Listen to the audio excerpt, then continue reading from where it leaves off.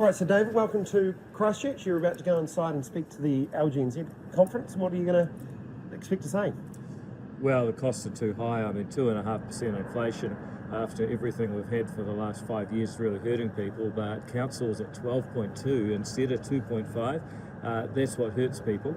My point is we've got to actually work together on this. A lot of the costs that councils face, the temporary traffic management, the RMA, the local government acts, that's stuff that we as a government have to own. The good news is, on all three of those things, we're actually trying to take the costs away, because if you can't get the costs down, then you're either going to get debt or rates, and I don't want either. So this is quite an incredible conference for you. Firstly, it's your first time coming as Deputy Prime Minister. Congratulations on that.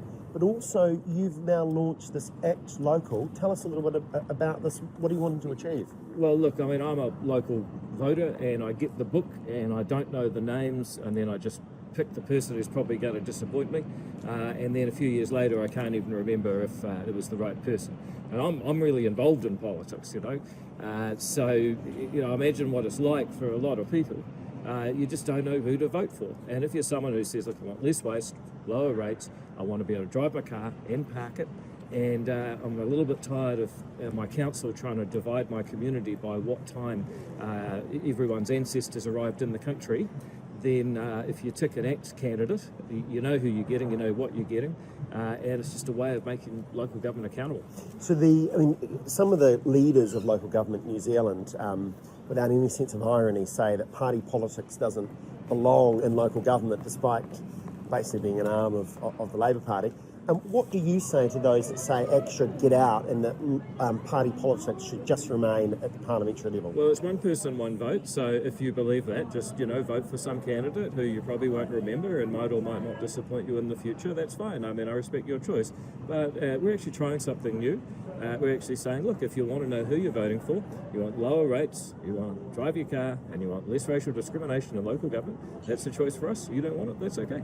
And in terms of the message to local government, we obviously had Simon Watts in front of our beautiful big cap rates now truck yesterday. His message was rates caps. We had Chris Bishop yesterday saying stop with wasting money on RMA plan changes, because there's a new world coming, or a new RMA. What's your fundamental message that you want delegates to take home? Oh, look, local government is here to deliver services that only councils can do. So I've just had a complaint about a library doing cooking classes, putting out of business the community trust that was also selling cooking classes.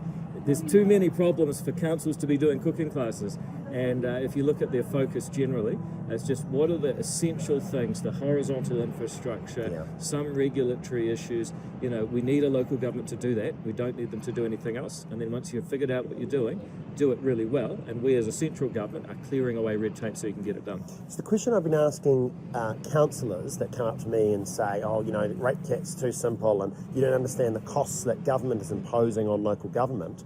You're Mr. Fix-It on regulation.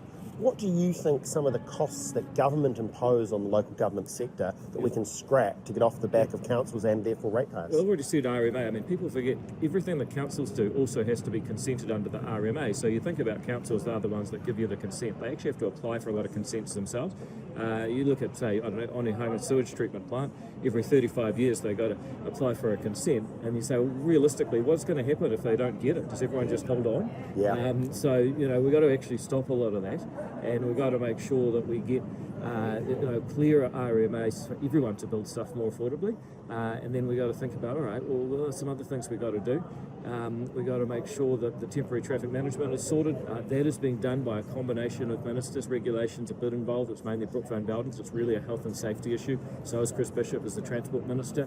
And then you start to think about, what do we ask them to do through the Local Government Act? Full wellbeings are crazy. I said it was the puppy dogs and ice cream bill in 2017 when Jacinda introduced it, and now we're getting rid of that. So one last question. It's general competence, the question of whether councils, we go back to pre-2002, I think it was. Yeah, that's gone. I mean, that's gone. That's going? Yep. So, look, I mean, I don't want councils to try and create little city-states. This is not Plato's Republic in 2025. We just want them to be an organisation that delivers some basic stuff really well, including, by the way, flood protection. Very good. David Seymour, good luck today. Cheers.